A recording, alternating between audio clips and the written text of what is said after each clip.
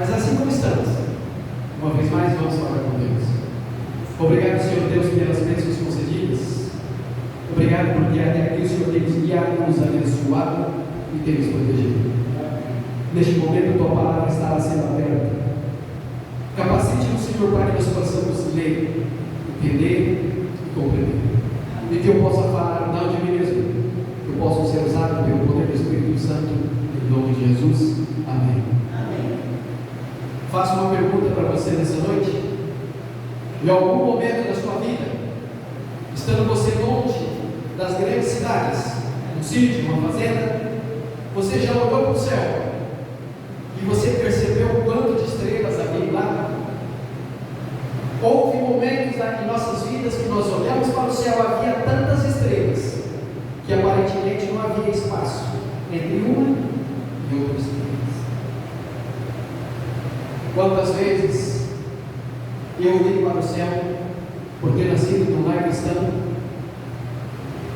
e olhava na eminência de poder ver o anjo de Deus, mas isso nunca aconteceu. Mas a Bíblia também menciona que muitas das vezes, sem saber, recebemos anjos em nossas casas. O Sol é considerado uma estrela de quinta grandeza da nossa galáxia, a Via Láctea. Ele é nada mais, nada menos que 1 bilhão e 300 milhões de vezes maior que o Sol. Esse é o Sol. Se eu pegar um pontinho de caneta e vir aqui nessa tela, fazer um pontinho aproximadamente, mais ou menos, esse é o tamanho do Sol. Aquele pontinho de caneta. A nossa Terra é o pontinho e o Sol é todo esse branco que você está vendo. A maior estrela já descoberta pelo homem chamado Scott, da constelação Escudo, atualizados os dados. Essa estrela, ela é 5 bilhões de vezes maior que o Sol, que por sua vez é 1 bilhão e 300 milhões de vezes maior que a Terra. Dados atualizados. Se nós pudéssemos viajar a velocidade de 2 sondas New Horizonte ou as sondas Voyage, a velocidade da luz a 300 mil quilômetros por segundo, levaríamos 1.600 anos para chegarmos até a constelação de Órion ou a nebulosa de Órion.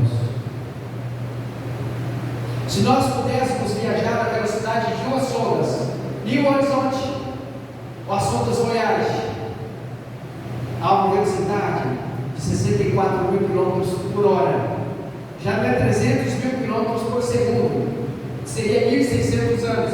A velocidade dessas 2 sondas, a 64 mil quilômetros por hora, levaríamos 800 mil gerações para que nós pudéssemos chegar até a nebulosa de Órion, ou a constelação de Órion.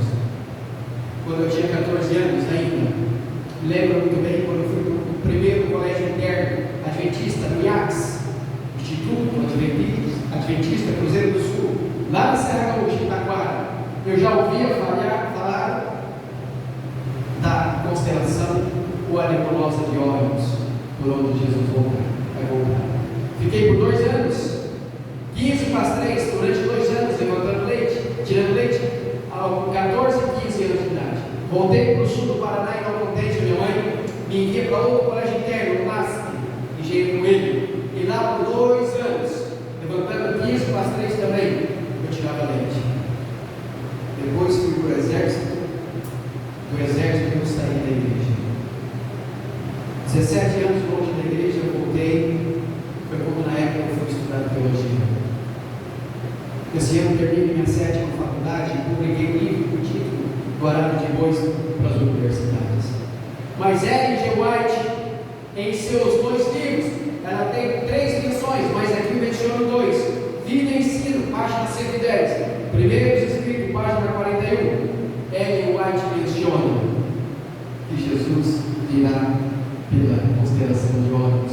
E é o que eu já estudava com 14 anos, quando eu fui lá para a Serra Gaúcha. Quando pela primeira vez eu tive a oportunidade de estar saudoso pastor Roberto Rabelo. E o que nós aprendemos ao longo das nossas vidas fica na nossa cabeça, fica em nosso coração. Não importa se nós nos afastamos dos caminhos de Deus, o Espírito de Deus sempre tocará em nossas mentes, em nossos corações, para que nós lembramos, para que nós estudamos, para que nós compartilhamos, assim como o livro de Atos, o livro de Hebreus, capítulo 1, fala que a gente não deve simplesmente ser ouvidor da palavra de Deus, devemos ouvir, compreender e compartilhar com outras pessoas.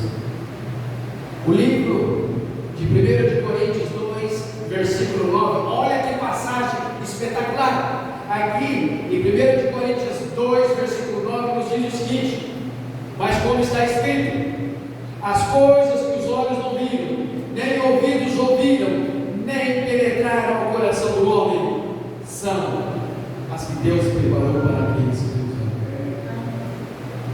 Quantos anos você está dentro das igrejas adventistas do sétimo dia? Quantas pessoas vocês conheceram aqui ou de outro lugar ao longo da sua vida cristã, nessa corrida cristã, pessoas que sonharam ver Jesus voltar? Hoje vocês ainda estão aqui, firmes e fortes. Outras pessoas que também acreditavam piamente na volta de Jesus descansaram.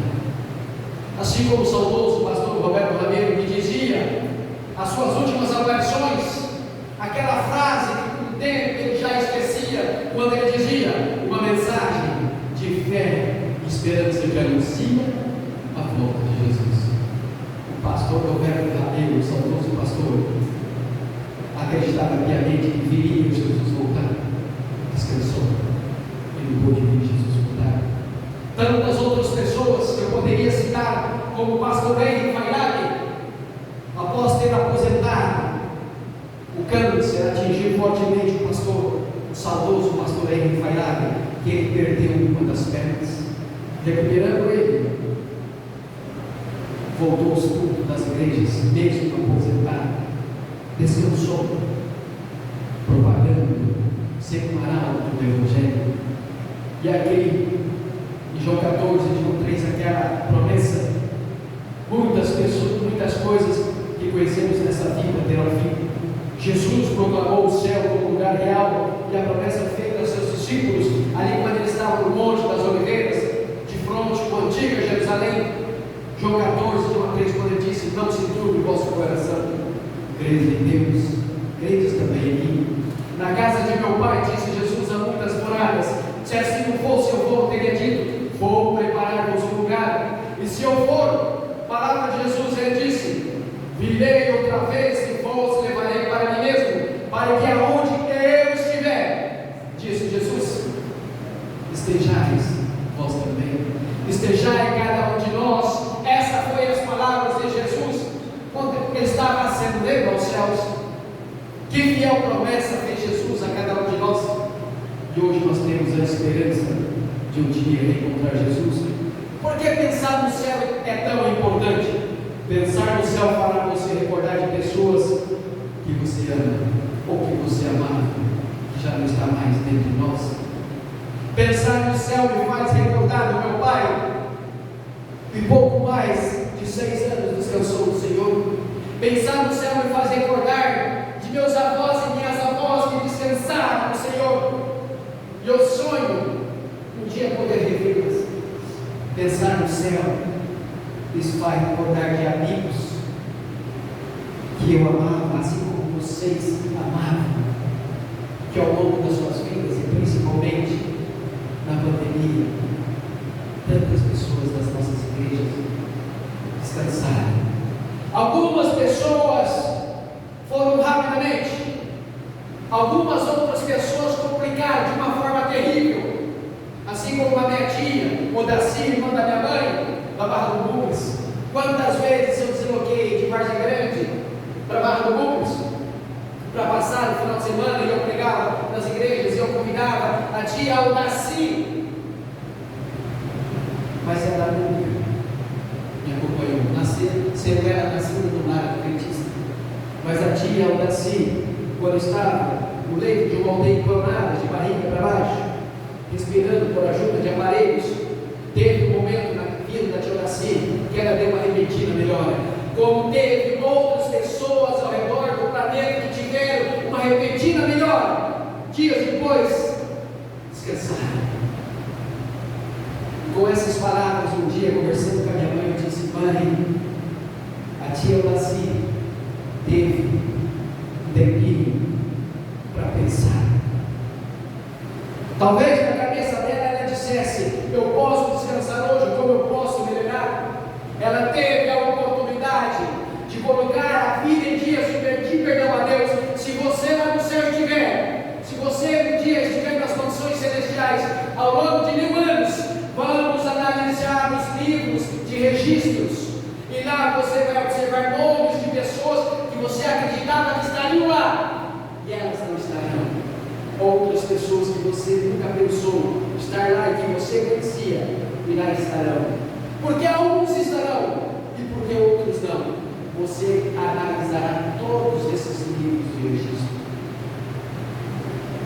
Pensar no céu me faz recordar dessas pessoas, assim como tem a promessa em 1 Tessalonicenses 4, versículo 16: porque mesmo o Senhor descerá do céu com grande brado, com a voz de arcanjo, ao som da trombeta de Deus, e os que morrerem em Cristo ressuscitarão primeiro. 1 Tessalonicenses 4, versículo 16 e versículo 17: por ocasião da volta de Jesus, nós, aqueles que estiverem vivos, depois nós, os que estivermos vivos, seremos arrebatados com Jesus nas nuvens para encontrar com o Senhor nos ares. Essas são as promessas.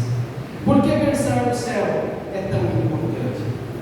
Pensar no céu me afastará.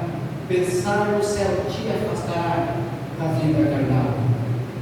Colossenses 3, de 2 a 5 diz o seguinte: pensar nas coisas que são de cima e não nas coisas que são da terra. Porque morrestes e a vossa vida está escondida com Cristo em Deus. Quando Cristo, que é a nossa vida, se manifestar, então também vós vos manifestareis com Ele em glória.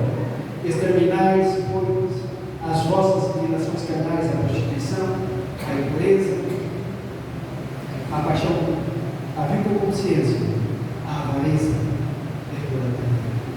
Nós precisamos ter discernimento para entender, dentre elas, o que é idolatria. Idolatria não é somente adorar ídolos, deuses. A Bíblia diz que se nós amarmos os nossos filhos mais que Deus, nós não somos dignos de Deus. Se nós amarmos o nosso telefone, nossos smartphones, nossos tablets mais que Deus, nós não somos dignos de Deus. E a Bíblia também nos diz: buscar primeiro o reino de Deus e toda a sua justiça, e todas as outras coisas você serão acrescentadas. E faço uma pergunta simples e singela nesta noite: será que ao menos 10 minutos quando você acorda, e ao menos 10 minutos quando você vai dormir, você tem tirado tempo todos esses dias para falar com Deus, para ler, para buscar a orientação de vida? Será que em algum momento da sua vida você tem levantado de madrugada, enquanto toda a sua família dorme, e você tem orado pelos filhos, pelo esposo, pela esposa, por netos? Jó orava pelos filhos. Ele oferecia sacrifícios pelos filhos, não do sacrifício que ele fazia, os holocaustos que ele oferecia a Deus valia, porque a salvação é individual, mas ele fazia, pois era um homem justo. Ele agradecia a Deus todo o tempo por tudo que ele tinha. Jó também, quando ia ajudar uma pessoa, porque hoje virou comum as pessoas baterem na porta da sua casa e pedir algo para comer, mas se você oferece um trabalho a elas não querem. Elas preferem pedir do que trabalhar. Então a Bíblia também menciona que Jó, quando ia ajudar alguém, ele analisava a pessoa para saber se era digna de receber ajuda ou não. Isso, e essa análise nós precisamos ter discernimento para fazer. Por que é importante pensar no céu? Pensar no céu ajudará você a perseverar e honrar os seus compromissos. Em 2 Timóteo 4, versículos 7 e 8, um homem que era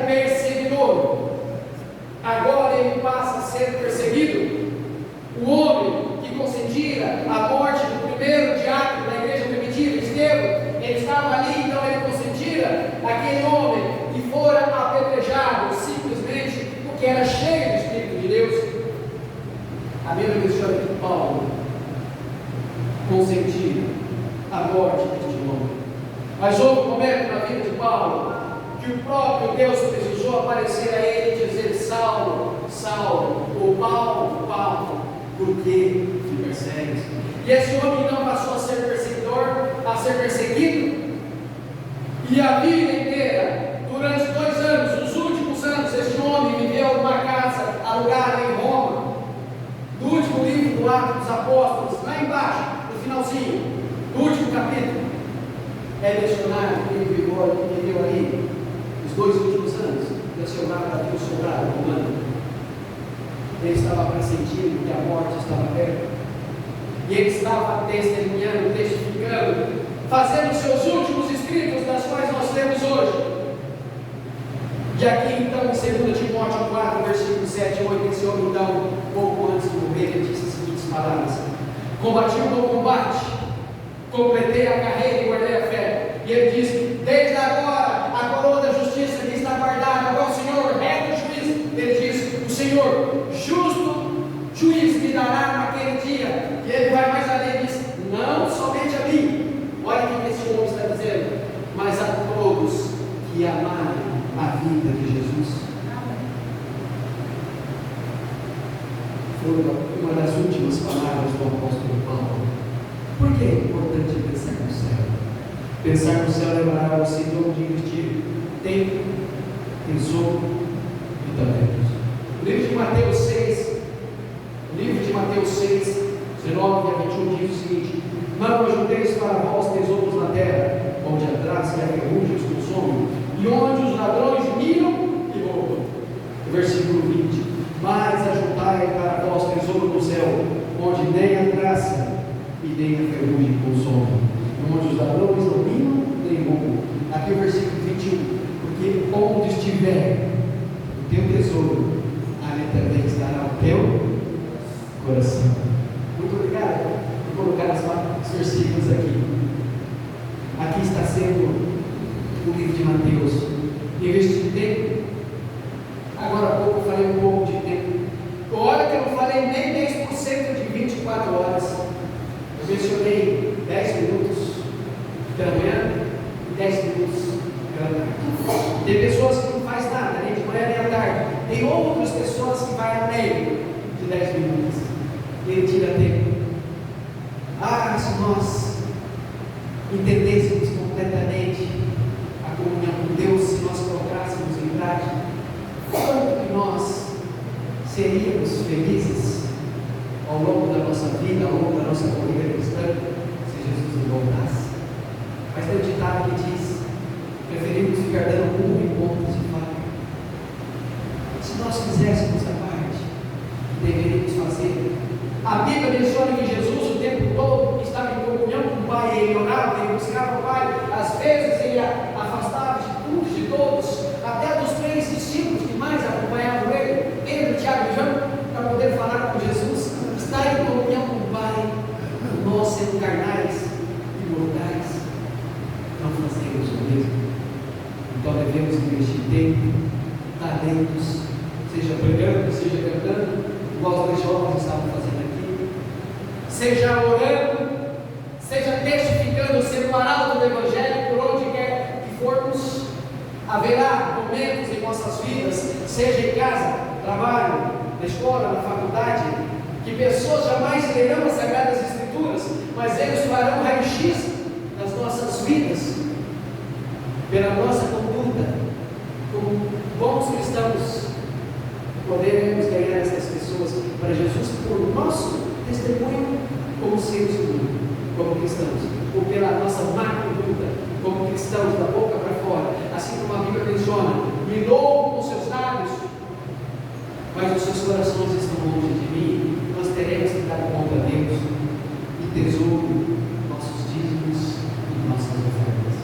Não tem como nós não guardamos o que seja. Lembra quando Jesus mencionou a viúva? Ela deu tudo que possuía. Às vezes o tudo que ela possuía para nós hoje não é nada, 50 centavos, talvez 10 centavos de real, talvez um real. Mas o fato é que ela deu tudo de alegria, de coração. E Jesus observou junto os apóstolos e mencionou. A Bíblia diz que no céu, dentre não devolvermos a 10ª parte daquilo que não nos pertence, nós não entraremos no céu. Por que é importante pensar no céu? Pensar no céu e as suas recompensas moldará as nossas prioridades nessa terra. O livro de Mateus 19, versículo 21 diz o seguinte, olha só, o livro de Mateus 19, versículo 21 diz assim: disse-me Jesus, se queres ser perfeito, vai, vende tudo o que tens, dá aos pobres e terá o tesouro no céu. Vem e segue. Mas espera aí, nós moramos num lugar onde há muito calor. Haverá momento na sua vida que você vai ir para a sua casa, de repente você vai estar saindo da igreja, indo para a sua casa, você vai passar numa lanchonete e um bar, você vai observar que tem pessoas bebendo. Você vai para casa, depois do culto, talvez você janta, talvez você assiste um programa de televisão, você dorme, no outro dia pela manhã, quando você levanta e você vai trabalhar, você vai perceber que naquele mesmo lugar aquelas pessoas estão lá bebendo. Tem gente que conhece o dia bebendo. Tem gente que faz tudo é para beber. Eu dou palestras em empresas, palestras motivacionais. O título do meu livro é Dourado de Bois para as Universidades. E tem um momento, quando eu estou passando os PowerPoints, eu estou dando a palestra, no começo de imediato tem uma pessoa olhando para o espelho. A pessoa está olhando para o espelho, ele aponta para o espelho e automaticamente o espelho está apontando para ela. Eu começo minha palestra fazendo a seguinte pergunta: quem é você? Eu pergunto para as pessoas que estão ali, elas não precisam responder. Respondam nas suas cabeças, então. Mas certo dia eu perguntei quem é você, o espelho me disse: eu sou suas escolhas. Aquilo me fez refletir, aquilo me fez olhar para trás, para o meu passado, fiz uma retrospectiva da minha vida. Então eu comecei a perceber que pessoas da minha idade, da minha época quando jovem, que curtíamos uma vida junto, eles bebiam mais pouco, iam para a lanchonete mais pouco, porque eles precisavam investir, eles precisavam de poupar, porque sabem que lá na frente, lá no futuro, quando se aposentarem, talvez o salário mínimo seria muito pouco, mas eles precisavam de ter uma renda mais. E os anos foram passando, foram poupando, não gastando em bares, não gastando a vida toda em lanchonetes, em pizzaria, porque às vezes você precisa definir: eu tenho vontade de ir na pizzaria, mas eu preciso de acabar de pagar a minha faculdade. Tem um ditado que diz, de um palestrante eu uso, ele diz o seguinte, perdão-me o que eu vou dizer agora, mas ele fala assim: pobre faz o que gosta. Ponto. Isso eu fazia a vida toda. Sempre fiz o que eu gostava. O pouco dinheiro que tinha, não sobrava para nada. Mas ele diz o seguinte: rico faz o que dá resultado, para depois fazer o que gosta. Chega um momento na sua vida que você tem um dinheiro que pinga daqui, outro dinheiro que pinga dali. E eu fiz teologia, e quando eu fui estudar teologia, já fui tarde. Quando eu voltei para o Brasil, porque na minha idade não pude ir para o distrito. Então, final de 2017, 26 de dezembro, 26 que passou, agora fez 6 anos que eu estou em Porto Alegre. Comecei a trabalhar com imóveis. Passaram-se 4 anos e meio. Eu já havia feito curso de corretor de imóveis, eu já havia feito curso de perito imobiliário, eu já havia feito curso de corretor público. Então decidi abrir minha própria imobiliária. Pertinho da igreja central de Varza Grande, no fundo da Sorocaba. Eu ainda estou pagando para aquele imobiliário. Não tive retorno. Mas eu sei que mais cedo ou mais tarde eu vou vender um negócio. Aqui eu faço uma transação ali, que é legal também. Administrar imóveis de pessoas. Deus vai me abençoando. E Deus abençoa qualquer um de nós em nossas vidas, nos nossos trabalhos. Só nós colocarmos Deus em primeiro lugar. Esse ano, como eu disse, eu termino minha 7ª faculdade, que é considerada nível superior, negócios imobiliários. Mas para isso é preciso ter persistência, é preciso ter metas, sonhos, objetivos na vida. Para isso eu precisei estudar muito tempo em colégio interno. Quando eu morava no sul do Paraná, da minha casa, até a escola mais próxima, no sítio, no sul, montanha e frio, era 10,5 km. Eu ia e voltava a pé. E no meio do ano, que era um tempo mais frio, já havia tirado uma das calças, irmão, levando 3 blusas em minhas mãos, luva, cachecol, aquela mochila nas costas. Voltava 10,5 km a pé. ia para a roça trabalhar? Arado de cavalos ou arado de bois? Foi quando eu tive problema com meus pulmões, que minha mãe e meu pai me mandaram para o colégio interno lá na Serra Gaúcha. Mal sabia eles que lá na Serra Gaúcha era mais frio da onde eu estava, no sul do Paraná. Só tinha um diferencial. No Paraná eu levantava 15 para 5, saía 5 horas caminhando para chegar às 7. Isso no frio, porque no tempo normal íamos de bicicleta. Já no sul eu levantava 15 para as 3, 2 horas antes. Só que eu não precisava de caminhar 10 quilômetros.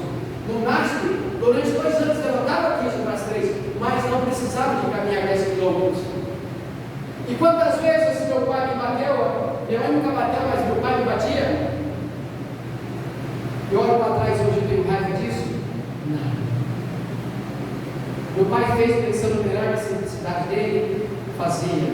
Às vezes eu dizia, pai, também não precisa aplicar a letra do versículo de Provérbios 23, 13, que às vezes era preciso uma varadinha, mas o pai às vezes nunca.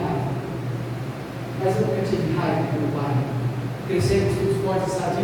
Geração de ouro, geração de fé. Como algumas pessoas dizem, a geração de fé está indo para dar espaço na geração de cristão que está vindo. Então você não precisa de vender tudo que você tem e dar aos pobres, assim como disse. Tem muitas pessoas que poupam, outros não.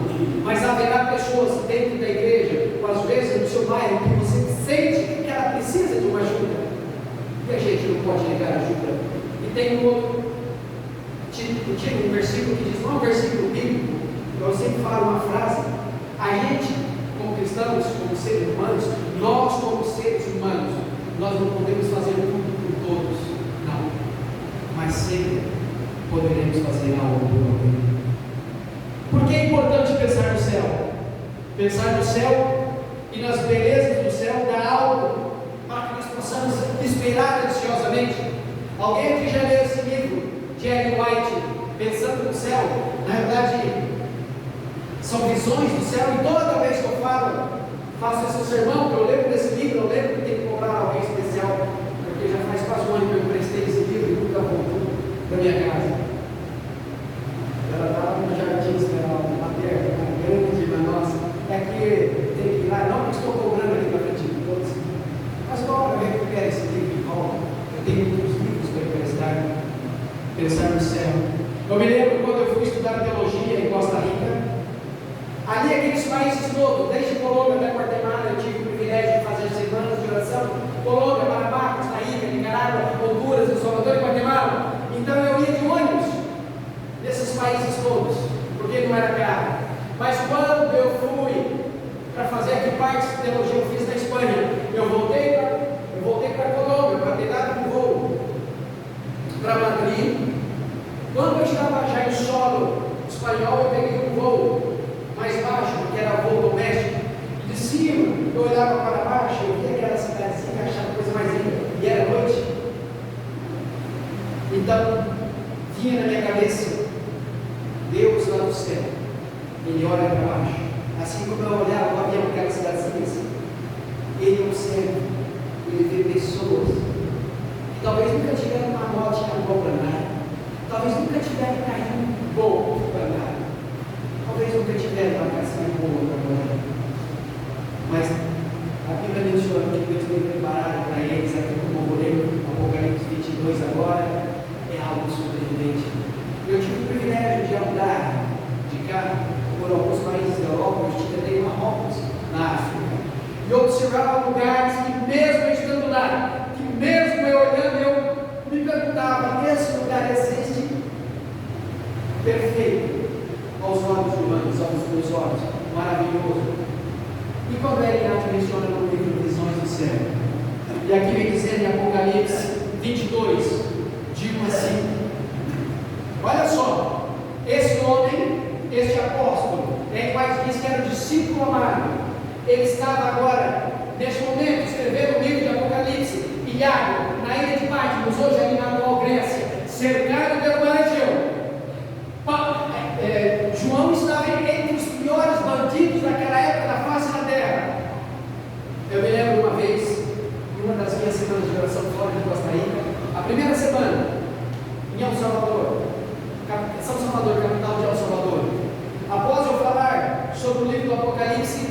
Uma das irmãs me questionou, e o pastor na época, Armando Linho, eu tenho ele até hoje no meu Facebook, ele disse para mim: olha, pastor, quando o senhor lá fora haverá uma irmã que talvez vai questionar, e ela a vida inteira dentro da igreja. E ela me perguntou: pastor, eu estava cumprimentando as pessoas, como pode Deus escolher 12 apóstolos, dentre eles João? A própria Bíblia menciona que João era considerado filho do trovão. Depois de um tempo, acabou se tornando discípulo do amor, que ao livro de João ele escreveu o primeiro, segundo e terceiro João, as 3 cartas de João. E ela perguntou: como pode Deus ter permitido que ele ficasse meio bandidos na ilha de Patmos, ali hoje na tua Grécia? E eu respondo, parte da pergunta da irmã, enquanto eu passo, lembra aqui, Apocalipse 22, 1 a 5. Então me mostrou o rio da vida, claro como cristal, que procedia do trono de Deus e do Cordeiro. Versículo 2. Depois do versículo 5. No meio da sua praça, de ambos os lados do rio, estava a árvore da vida, que produz 12 frutos, dando o seu fruto de mês em mês, e as folhas da árvore são para a cura das nações. Versículo 5 agora. E ali não haverá mais noite, nem precisarão eles de luz de candeia, nem de luz do sol, porque o Senhor Deus brilhará sobre eles, e reinarão por eles por séculos dos séculos. Está respondida a pergunta daquela irmã? Talvez você dura de coração, mas na sua inocência, você, mesmo João estando ali ilhado na ilha de Patmos, ele teve visões do céu. Ele viu o Cordeiro de Deus sentado à destra do Pai, e essa foi uma das visões. Por isso, pensar nas belezas do céu nos dá algo para esperar ansiosamente. E a última pergunta que eu venho fazendo nesse sermão: por que é importante pensar no céu? Pensar no céu pode sustentar você frente ao grande sofrimento ou na sombra da morte. Nós vamos ler 2 de Timóteo 4, versículo 6, depois versículo 18. Isso nos faz pensar no céu. Pensar no céu, assim fez aquele homem, aquele apóstolo Paulo, quando ele escreveu: combati o bom combate, completei a carreira e guardei a fé. Desde agora a coroa da justiça me está guardada, a qual o Senhor, reto juiz, me dará somente não me dará somente a mim naquele dia, mas a todos que amarem a sua vinda. E agora vem o versículo 6 que diz: quanto a mim, estou sendo já oferecido por libação, e o tempo da minha partida é o quê? Já o quê? Está chegando. Ele ficou os 2 últimos anos ilhado ali, preso ali, uma casa alugada por 2 anos ao lado de um soldado romano, e ali ele fazia despachos, e ali ele escreveu seus últimos escritos, e a grande maioria era um dos seus seguidores. Tiquinho que escrevia, algumas vezes no final dos versículos ele escrevia: esse saúde eu estou escrevendo de punho próprio. Ellen G. White tinha uma pessoa que escrevia para ela o tempo todo, fraquinha, levou quase 11 anos para escrever um grande conflito, fora a Bíblia que nós temos em nossas casas. O segundo livro mais odiado por Lúcifer se chama O Grande Conflito. E aí o versículo 18 está dizendo o seguinte, 2 Timóteo 4, versículo 18: e o Senhor me livrará de toda má obra, ele está dizendo, e o Senhor me livrará de toda má obra, e me levará salvo para o seu reino celestial, a quem seja glória para todos sempre. Amém. Essas foram as últimas palavras. Eu vou concluindo aqui, relendo o primeiro versículo que nós lemos, 1 Coríntios 2, versículo 9. 1 Coríntios 2, versículo 9, esse versículo é estupendo. Esse versículo foi escrito também pelo apóstolo Paulo, e ele diz o seguinte: mas como está escrito, as coisas que os olhos não viram, nem ouvidos ouviram, nem penetraram ao coração do homem, são as que Deus preparou para aqueles que o amam. Esses foram os últimos, uma das últimas palavras do apóstolo Paulo. Eu termino com uma cita de Ellen G. White. Certo dia, Ellen White, ainda jovem, solteira, aos 17 anos de idade, recebeu em sua casa um grupo de amigas. E este grupo de amigos convidou Ellen G. White para ir na casa delas em um dia especial, mais específico na casa de Eunice Hastings, para um pequeno grupo, para um tempo de oração na casa dessa amiga, Eunice Hastings, aos 17 anos, fraca, com pneumonia dupla nos pulmões, escarrando sangue, com tuberculose, desenganada pelos médicos, ela vai se arrastando. Ela vivia nesse momento em um dos estados mais pobres dos Estados Unidos, em Portland, no Maine. Primeiros escritos, página 14. Enquanto ela estava na casa de uma das amigas, junto com as outras, Eunice Hastings, ela descreve o evento dizendo: enquanto eu estava orando junto ao altar da família, ela disse: o Espírito Santo sobreveio e pareceu-me estar subindo cada vez mais alto e mais alto. O chamado se manifestou pela ação do Espírito. Ellen G. White nunca mais escreveu: o Espírito Santo sobreveio, ou o poder de Deus sobreveio sobre mim. Essa foi a única vez que Ellen White escreveu. Todas as outras coisas que Ellen White escrevia, ela dizia: foi-me mostrado, foi-me mostrado. Ela nunca mais introduziu essas palavras. E essa visão, essa primeira visão de Ellen White que nós cremos que aconteceu na segunda quinzena de dezembro, não temos a data certa, de 1844, nós podemos ver que essa primeira visão pode ser dividida em 3 partes. Então ela diz que foi subindo cada vez mais alto, mais alto e mais alto. Então a primeira parte da terra, cidade santa. A segunda, a chegada da cidade santa. Na terceira, da cidade santa, a nova Jerusalém. Então quando Ellen G. White ela chega lá no céu, em sua visão, ela percebe que estaria lá os irmãos Stock, que pouco antes de 22 de outubro de 1844 eles haviam falecido, e lá eles estavam.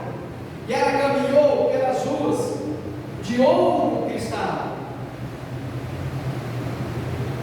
Ela viu pessoas que estariam lá.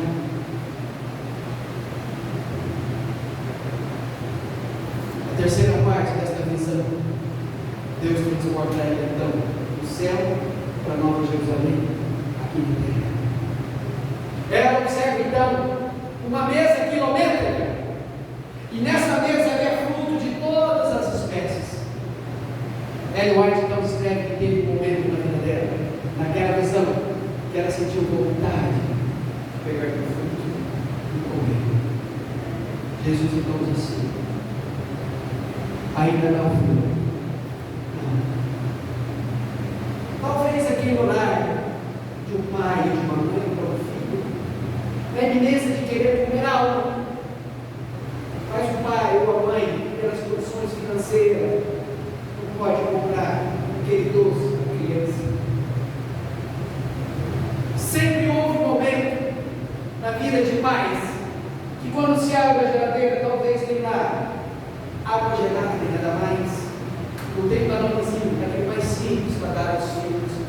Mas naquele momento ela quis pegar o fruto e Jesus disse: ainda não, filha. Se você comer desse fruto, você não pode voltar. Eu preciso que você volte. Essa Ellen White escreveu: eu preciso que você escreva tudo que você presenciou. A primeira visão, subindo ao céu. A segunda parte, a visão do céu. A terceira parte, e isso só vai acontecer porque está no Velho Testamento, Zacarias 14, versículo 4, que diz que Jesus vai tocar o pé no Monte das Oliveiras, depois do milênio. Essa terceira parte da visão, e Ellen White menciona que nesse momento, Deus vai preparar um lugar para para que Jesus toque com o pé no Monte das Oliveiras para que seja purificado, vai se tornar uma imensa planície. Ellen White disse: daí vai governar todo o universo. Eu preciso que você volte, eu preciso que você escreva, eu preciso que outras pessoas, muitas outras pessoas, leiam e tomem a decisão. Certo momento na vida de Ellen White, ela estava viajando, porque já estou concluindo, porque houve um momento na vida, e Ellen White, sendo ela uma profetisa inspirada por Deus, seu esposo era o presidente mundial da igreja adventista. Ele viajava para um lado e ela viajava para outro lado. E ali, numa dessas viagens, do outro lado do continente, ela menciona, recebe uma carta de um dos seus filhos, das quais dizia: mãe, eu estou declinando para as coisas da igreja. Ele não estava tendo mais interesse algum. Ellen White, abalada naquele momento, sabendo, conhecendo os poderes que Deus estava fazendo na vida dela, as visões dela, ela se preocupou, sabendo ela de tudo que aconteceria, conhecendo a história da redenção que ele escreveu na primeira visão. Agora ela recebe a carta de alguém que ela amava muito, que saiu do ventre dela e estava dizendo: mãe, estou declinando da igreja. A primeira preocupação de Ellen White: eu vou estar no céu e meu filho não. Mas teve um momento que ela conversou com Deus, e Deus disse a ela: cuide das minhas coisas, porque dos seus filhos cuido eu. E Ellen White terá o privilégio de ver os 3 filhos quando Jesus voltar. Infelizmente ela não vai poder ver a sua irmã Gêmea, porque não se interessou com as coisas de Deus. Então essa mesa quilométrica, um dia, quando Jesus ascendeu aos céus, ele disse: aonde eu estiver, estará a voz também. E quando Jesus disse: na casa do meu pai há muitas moradas, porque já estava preparado, desde quando Jesus esteve. Enquanto eu não coloco o final para nós cantarmos, eu quero que você medite, enquanto cantamos esse hino, o sermão dessa noite, pensando no céu. Quem é que você quer estar aqui ainda está ao seu lado, que por um motivo ou outro se desviou dos caminhos de Deus? Talvez você não possa fazer muita coisa, mas tem uma coisa que você não pode deixar de fazer: é continuar adorando. E um dos últimos escritos de Ellen White, que foi publicado numa revista americana, ela diz o seguinte: a última obra intercessora de Jesus no santuário celestial, antes dele trocar as vestes, antes dele dizer está consumado, antes da porta da graça fechar, Ellen White escreve: Jesus enviará anjos para que toque na mente e no coração das pessoas, de filhos que desviaram dos caminhos de Deus por um motivo ou outro, para que eles tenham essa última oportunidade de voltar para os caminhos de Deus antes que a porta da graça se feche. Assim como na pandemia, citei a minha tia, a tia Daci da Barra do Rubens, ela teve uma repentina melhor. De um dia para o outro ela veio falecer. Eu disse a minha mãe, repito, ela teve um momento para colocar a vida em dias. Isso é isso. Vamos nos colocar em pé. Vamos cantar a Bíblia.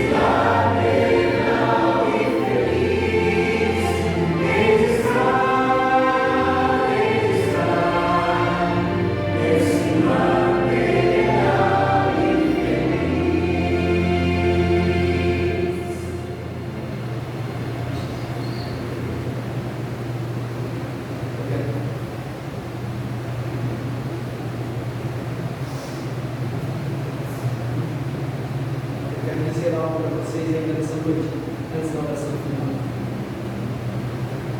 Quando Jesus voltar ao papo da sétima trombeta, diz 1 Tessalonicenses 4, versículo 16: os que morreram em Cristo ressuscitarão primeiro. E aí mais diz: os que morreram em Cristo ressuscitarão perfeitos.